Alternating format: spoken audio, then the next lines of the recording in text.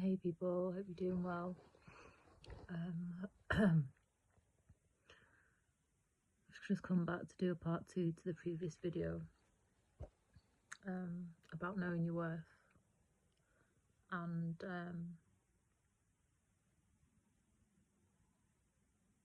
like, it's all fair and good saying, oh, you have to negotiate.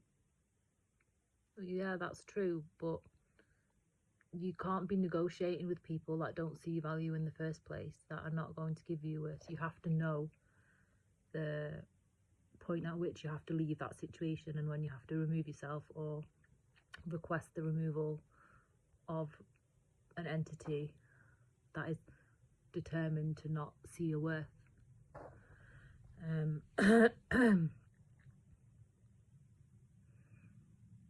It's just no good. It's no life whatsoever.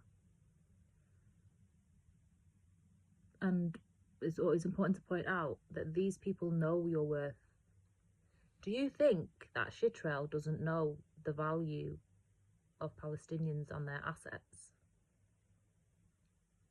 Do you think the people that haven't got a fake trust on my house don't know the value of my house? They know. They know.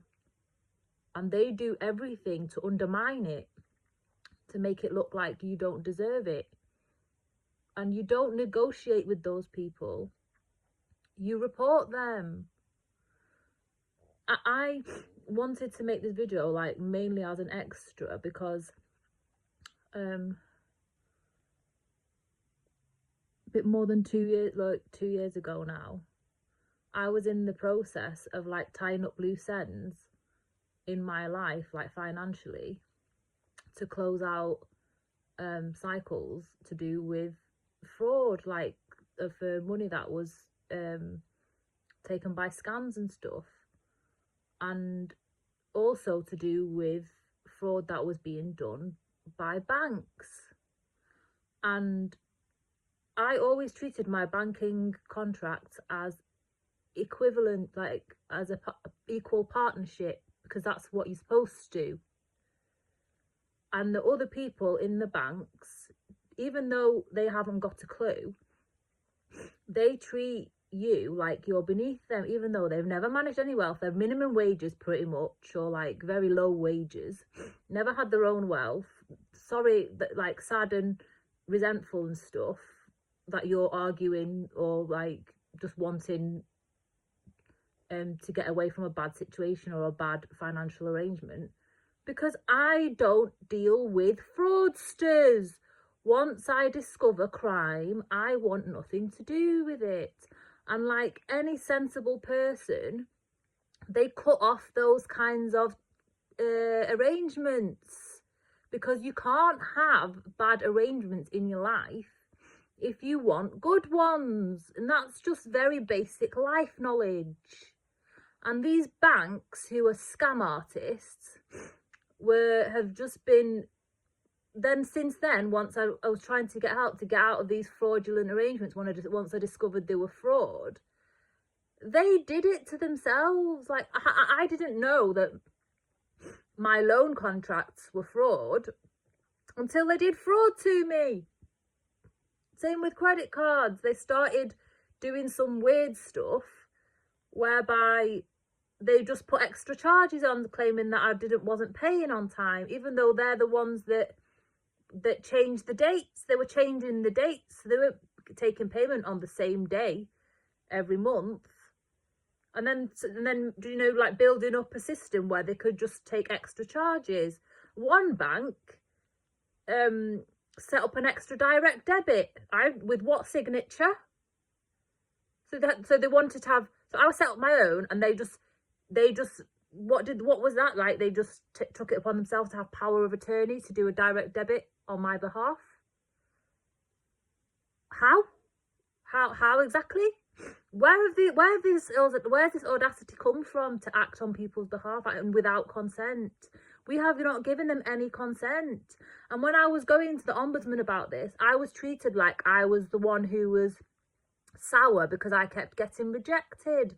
And it wasn't that. I was reporting financial crime and fraud to them. And because they're all in it together, they all do fraud together, they all made my life a living hell, and were all just doing the most to try and financially ruin me because I was saying, I don't know. They basically, any contract is void because I've discovered fraud, and you don't stay in business with a fraudster, do you? You don't stay associated with a fraudster, because then you get tarred with the same brush, or the crimes could be pinned on you. So why was I treated like the criminal for wanting to get away from the criminals? And this is the sort of thing where people are expecting you to like always keep fighting and stuff. No. When the contract's over, the contract's over. The contract is null and void. And that's all that needs to know. With a loan where they just literally wouldn't reinstate payments, so they wouldn't even take my money. They did it on purpose, and sold it on to somebody else, marked me down as mentally unfit, but won't take it off my credit file or anything. So they've clearly got the money from, they've clearly got it paid somehow. Didn't care what they did to my credit file.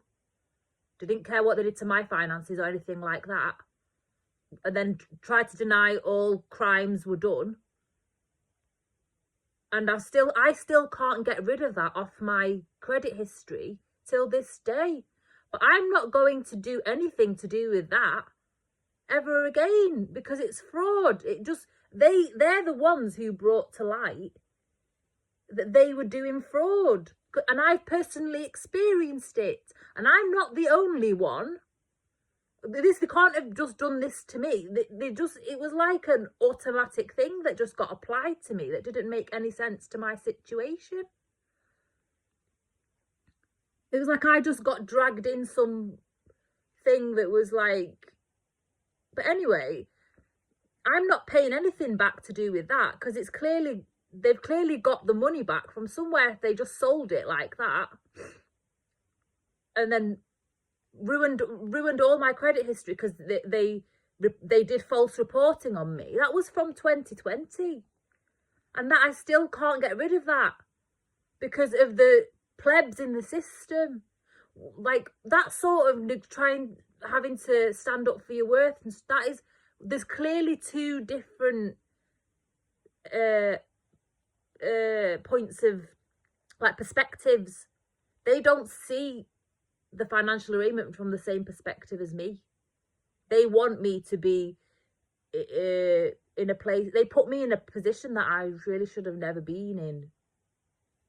And I've been having to say all the time, no, that you did that. You owe me damages for what you've done to my finances.